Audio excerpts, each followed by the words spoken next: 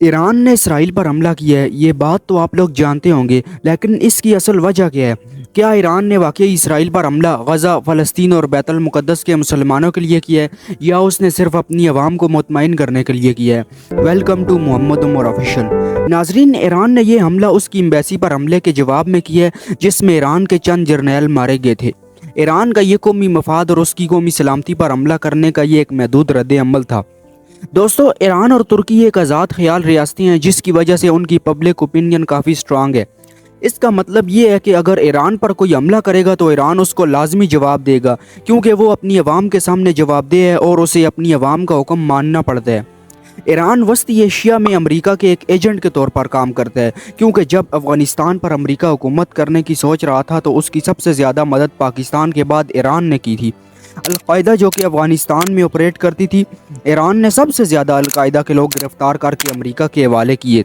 Iraq पर America के कब्ज़े और शाम में 6 लाख से ज़ायद अमवात का ज़िम्मेदार भी ईरान ही है। अमेरिका ईरान को इस बात की इजाज़त देता है कि वो एक लिमिटेड स्केल पर अपनी इलाकाई सालमियत को बरकरार रख सके।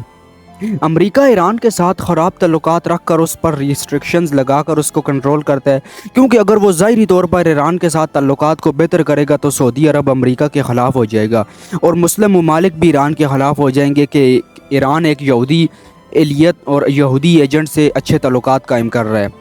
इसलिए अमेरिका और ईरान ऊपर से ईरान आपस में तल्लुकात को बेहतर कर रहे हैं, ताकि इस्लामी दुनिया इनसे ख़िलाफ़ ना हो। इस बात का सबूत मैं आपको वीडियो के एंड पर दूंगा। ईरान का अमेरिका के साथ पहले से ही मुआहिदा तय था कि हम एक मिलिट्री कंट्रोल डिसिप्लिन अटैक करेंगे, ताकि हम अपनी इज्जत बहाल कर सकें और अपनी आवाम को दिखा सकें कि ईरान कितना एंटी इसराइल है। इसका मतलब ये है कि हम जंग नहीं चाहते, लेकिन एक कंट्रोल अटैक लाजमी करेंगे, क्योंकि हमला ना करना हमारी गैरत के ख़िलाफ़ है। इसलिए ईरान के हमले का इसराइल को नुकसान तो नहीं हुआ, अगर हुआ भी तो वो एक प्री प्लान्ड होगा। ईरान अपने आप को मुखालिफ सिमत में रखता तो ज़रूर है और कुछ ना कुछ हमला करके ये दिखाना चाहता है कि देखिए हमने कुछ ना कुछ तो किया है, आपने कुछ भी नहीं किया। ये कोई नई बात नहीं है, ऐसा पहले भी हुआ था।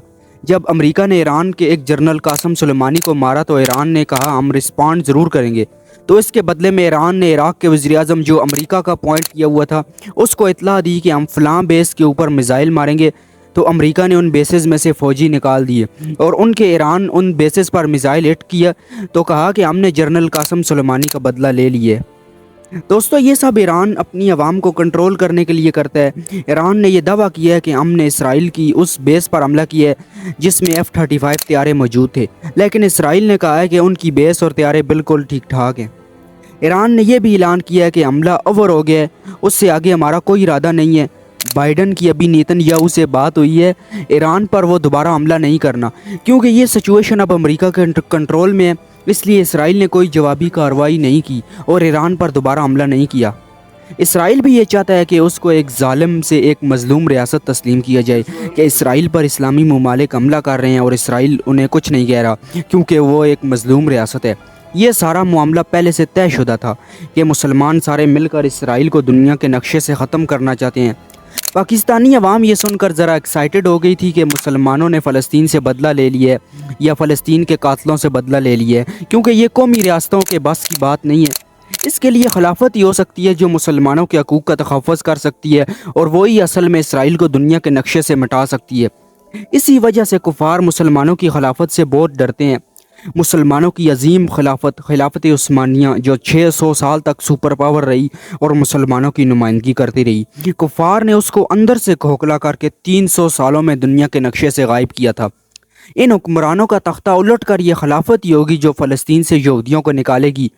वीडियो के शुरू में मैंने बात की थी कि ईरान इसराइल के खुफिया तल्लुकात का सबूत पेश करूँगा।